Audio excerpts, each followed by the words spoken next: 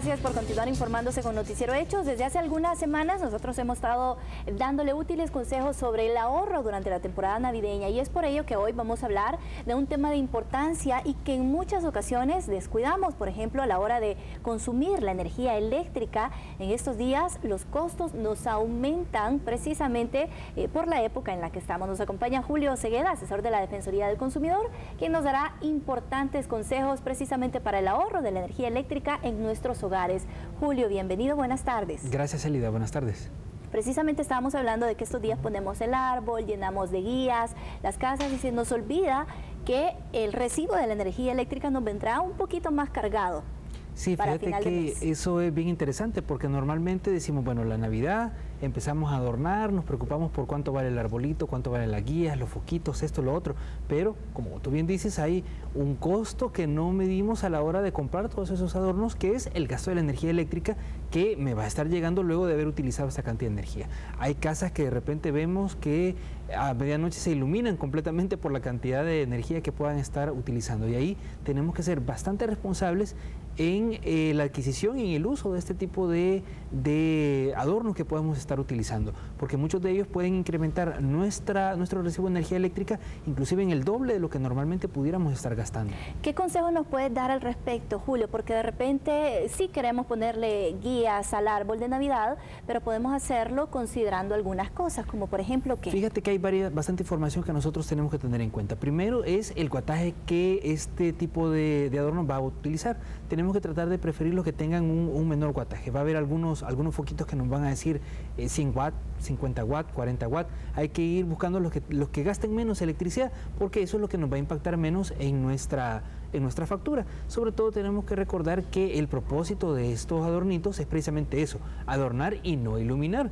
No es de que yo tengo que ser una señal aérea, ¿no? Mi casa no se va a volver a una señal aérea para que los aviones no choquen, no, simplemente es un tema de tener la casa un poco más bonita y adornar la fecha. Entonces tenemos que utilizar adornos que no utilicen tanta energía y que no sean tan resplandecientes. Si tenemos este tipo de adornos en la casa, Julio, ¿hay ciertos horarios en los que es más barato encenderlos, por ejemplo, o no? Fíjate que hace tiempo había una distinción en el tema de horarios para las tarifas residenciales, pero esta diferencia de horarios únicamente ha quedado para las tarifas comerciales.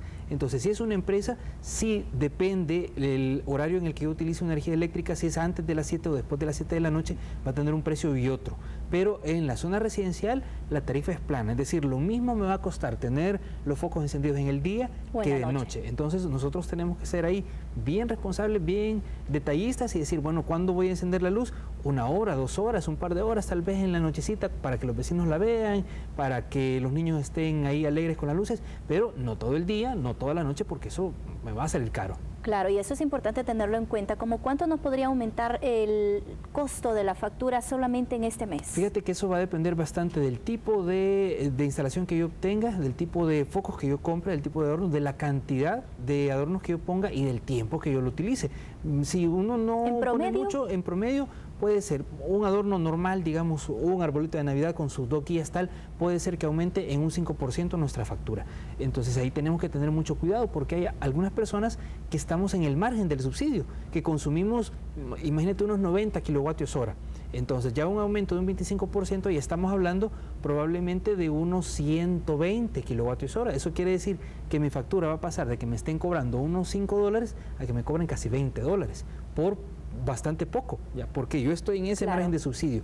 Entonces sí tenemos que tener bastante cuidado con las instalaciones que vayamos a poner. Julio, hablando de las luces en nuestros hogares, cuando vamos a cambiar focos y queremos comprar estos famosos focos ahorradores, por lo general sentimos que es una gran inversión. ¿Será que la recuperamos? Fíjate que sí vale la pena. Es un foco que puede ser que sea más caro, pero hay dos cosas bien interesantes con estos focos. Uno, que duran más. Hay focos ahorradores que inclusive duran 10 veces más que los focos tradicionales. Entonces, en lo que tú compras 10 focos de los otros, te ha gastado uno del ahorrador. Ya de ahí de entrada tenemos un ahorro. Ahorrando menos. Y además, estos focos ahorradores utilizan menos energía que los focos tradicionales. Por ejemplo, los focos amarillos andan normalmente por los 100 watts y los ahorradores andarán por los 20 más o menos. Entonces, sí, en la factura lo vamos a sentir. Sí, correcto. Gracias, Julio, por habernos acompañado. Y bueno, seguiremos hablando de temas relativos ahorita a lo que nos puede subir la factura de la energía eléctrica y obviamente con la temporada navideña. Sí, ahí recuerden que cualquier duda de los focos que vayan a poner o cualquier otra cosa pueden llamar al 910, teléfono amigo de la persona consumidora, en donde les podemos dar asesoría y especificar el impacto que puede tener la electricidad en sus casos particulares. Así es. Gracias, Julio, por habernos acompañado. Te esperamos la próxima. Para servirles.